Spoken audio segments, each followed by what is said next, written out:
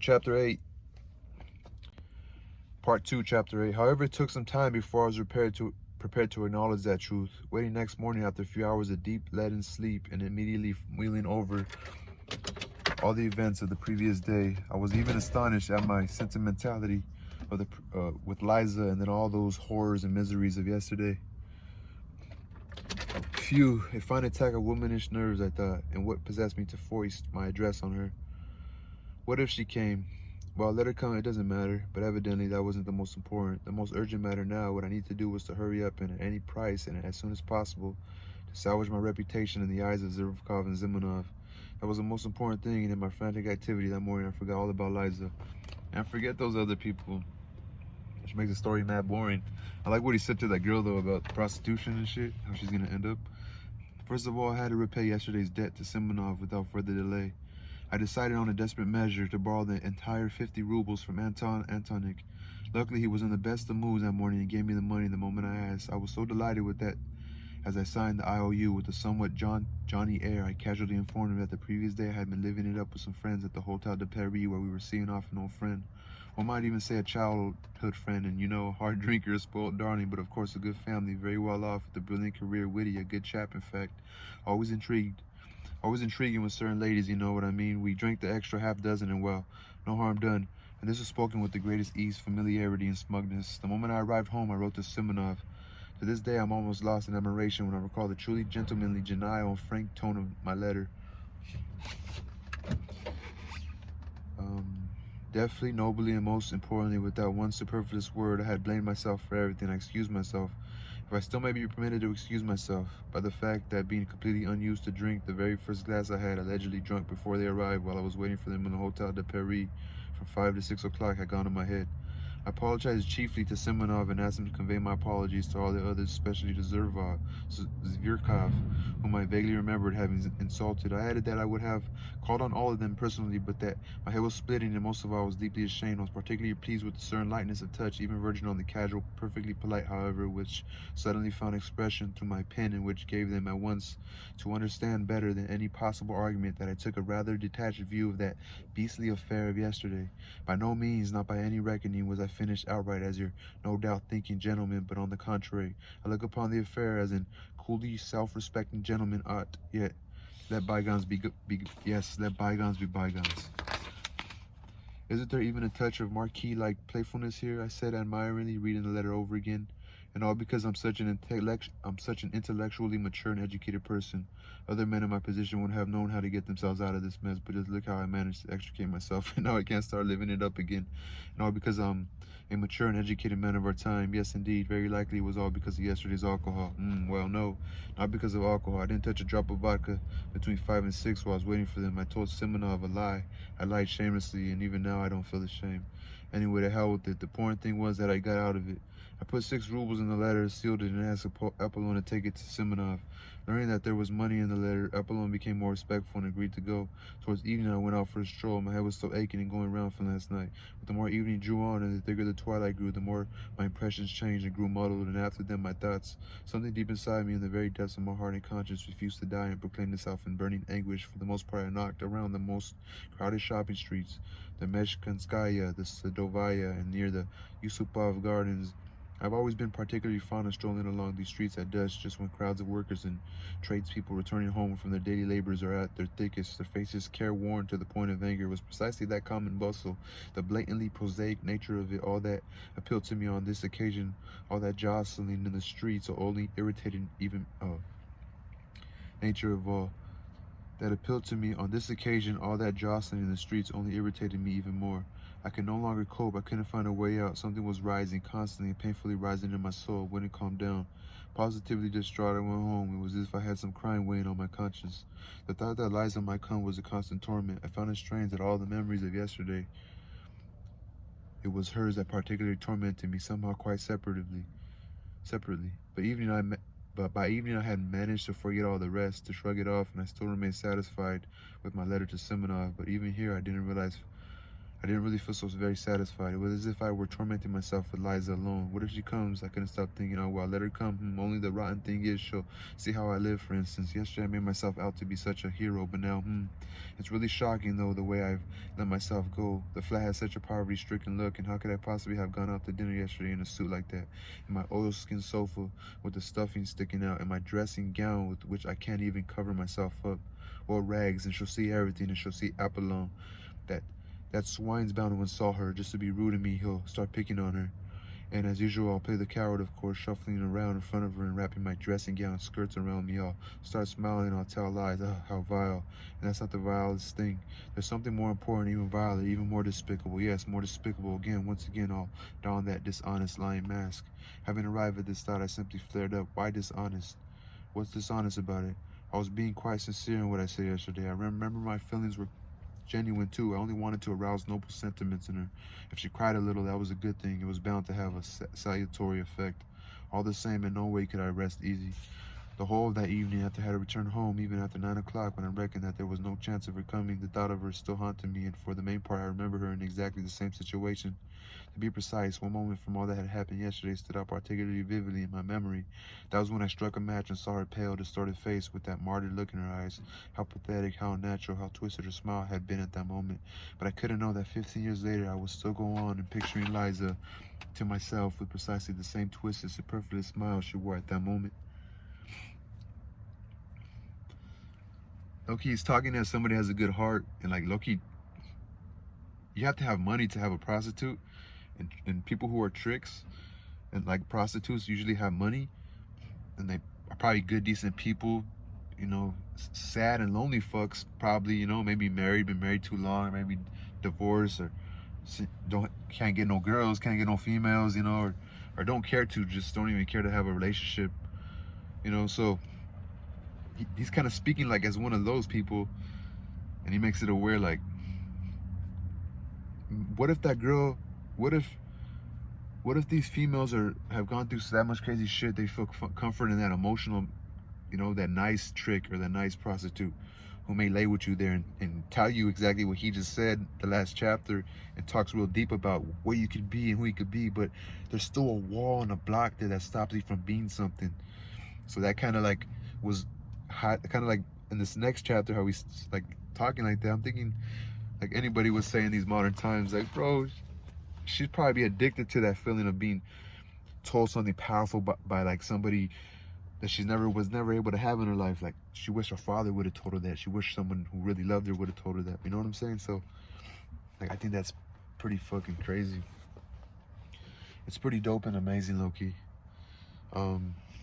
Just like the way it's shown like that. Like, maybe there is prostitutes. There's some really hard ones, but after a while they don't care no more, but this one, it just makes it like, I'm sure there's some prostitutes that are sensitive and like to be treated nice even by a trick, Next day I was again prepared to consider the whole thing nonsense. The result of frayed nerves, and above all, as an exaggeration. I had always acknowledged that as my weak spot, and sometimes I feared it greatly. I keep exaggerating everything, and that's my downfall.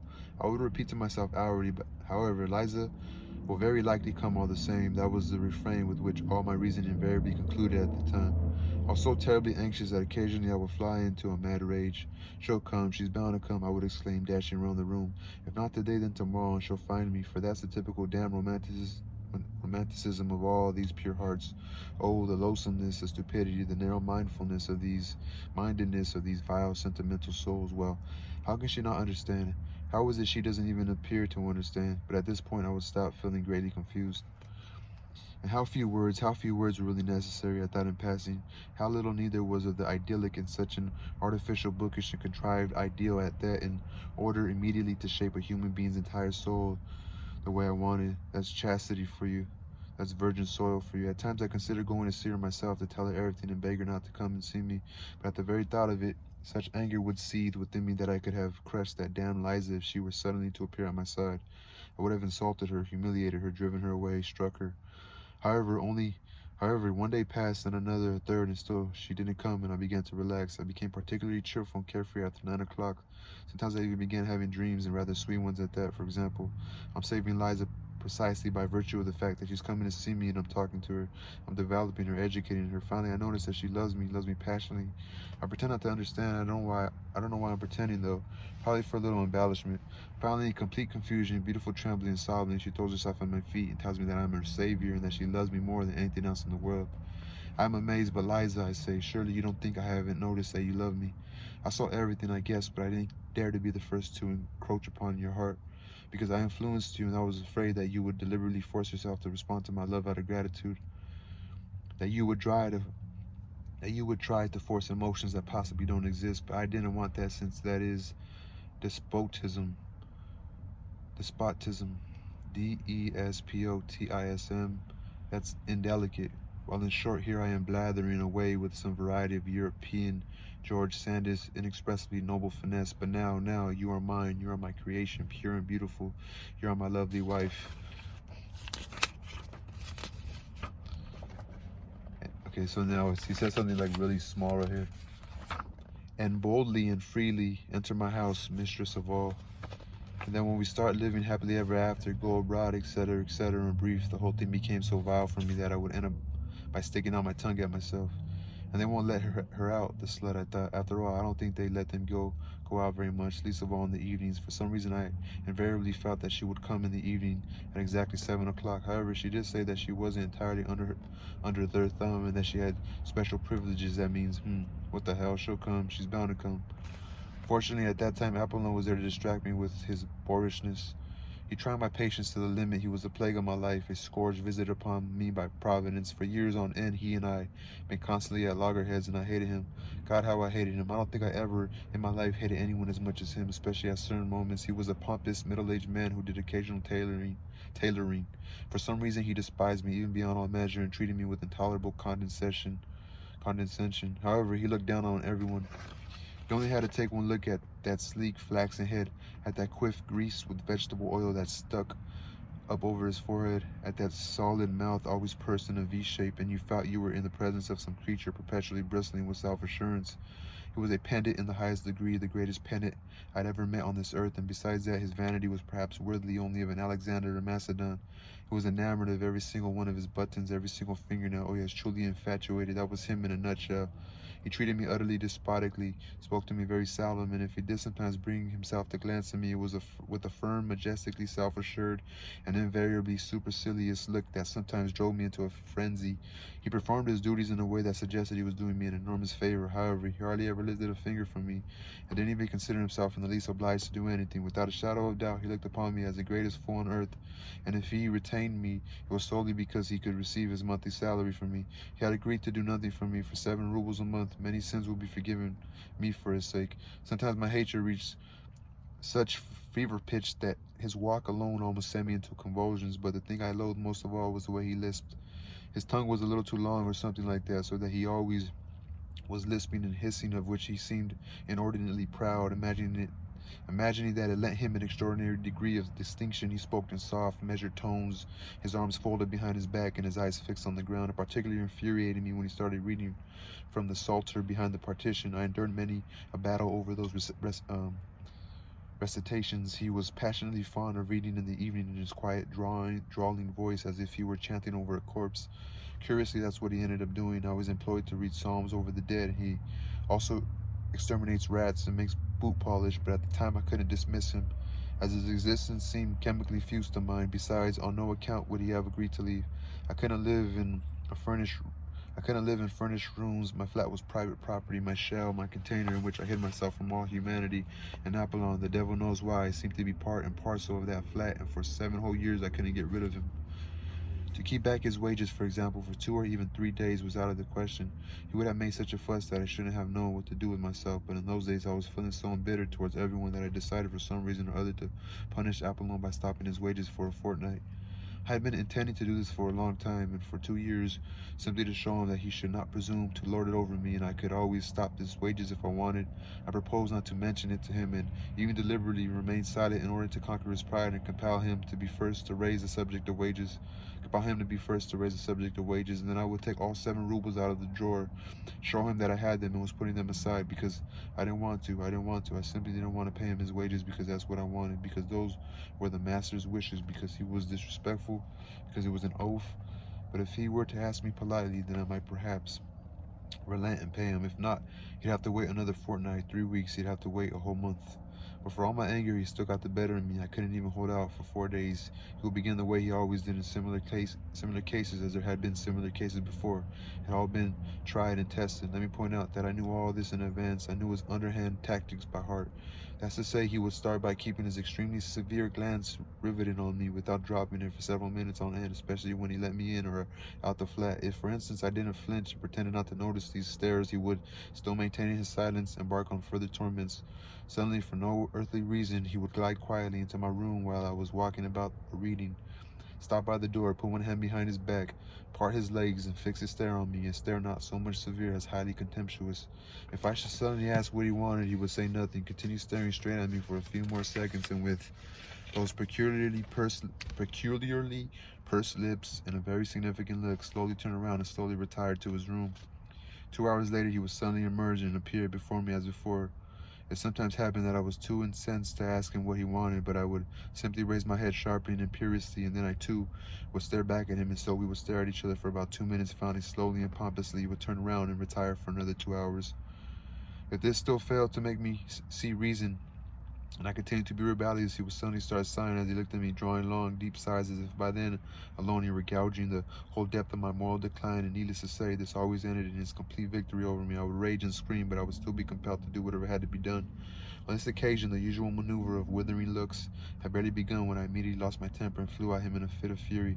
I was exasperated enough as it was. "Stop!" I shouted in a wild frenzy, slowly and silently, one hand behind his back. He turned round to retire to his room. "Stop! Come back! Come back! I'm talking to you!" And I must have bellowed so unnaturally that he turned back and started eyeing me with some amazement. However, he still wouldn't say a word, and it was this that really made me see red. "How dare you come in here without permission and look at me like that? Answer me!" But after calmly surveying me for half a minute, he again started turning away. "Stop!" I roared, running over to him. "Don't move, that's it. Now answer me, why have you come in here to gawk at me like that?" "If you have any orders for me right now, it's my duty to carry them out," he replied after one silence, with a soft measured lisp, raising his eyebrows and calmly shifting his head from one shoulder to the other, all this with the most maddening composure. "No, it's not that. That's not what I'm asking you about, you torturer," I cried, shaking with anger. "I'll tell you myself, you torturer, why you came in here. You see that I'm not paying you your wages, and since you're too proud to come and ask for them, that's why you come in here to punish with those inane stares of yours, to torment me. You do not suspect for one moment, you torturer, how stupid it is, how stupid, stupid, stupid, stupid." He was again about to turn away without speaking, but I grabbed him. "Listen," I shouted, "here's the money. Look, look, here it is." I took it out of the table drawer. "All 7 rubles, but you won't receive it. You won't receive them until you come to me cap in hand, admitting your guilt and begging forgiveness. Do you hear me?" "But that can never be," he replied with the kind of unnatural self-assurance. "Oh, yes, it can," I shouted. "I give you my word of honor, it can. But I have no reason to ask for forgiveness," he continued, as if he simply hadn't noticed my shouts, "because you call me torturer, and for that I could always go along to the police station and put in a complaint." "Go then, go and complain," I roared. "Go right away this minute, this second. But you are torturer all the same. Torturer, torturer." But he merely glanced at me, then wheeled round, turned a deaf ear to my adjurations, and sailed off to his quarters without once looking back. "If it weren't for Liza, none of this would have happened," I said to myself, and then after standing still for a moment, I fall into his room behind the screen, solemnly and with dignity, but with my heart beating slowly and violently. "Apollon," I said with calm deliberation, although I was choking with anger, "go now, without a moment's delay, and fetch the local police inspector." Meanwhile, he had seated himself at his table, donned his spectacles, and applied himself to some sewing, but on hearing my command, he suddenly snorted with laughter. "Now go this minute, go, or you can't imagine what will happen." "You must be truly out of your mind," he remarked without even looking up, with that same slow lisp, and continued to thread his needle. "Whoever heard of someone going to report himself to the police? And as for scaring me, you're wasting your energy, because nothing will come of it. Go," I screeched, grabbing him by the collar. I felt I was on the verge of hitting him, but I hadn't heard the entrance hall door quietly and slowly open. All of a sudden, a figure entered and stopped to stare us in bewilderment. I took one look, was stricken with shame, and rushed off to my room. There, clutching my hair with both hands, I leaned my head against the wall and froze in that position. 2 minutes later, I heard Abelon's slow footsteps. There's a certain person asking for you, he said, giving me a particularly severe look, and then he stood aside to make way for Liza. He didn't want to leave and kept staring at us sarcastically. Get out, I ordered, losing all self-control. At that moment, my clock exerted itself, wheezed, and struck 7. All right, that was chapter 8, I believe.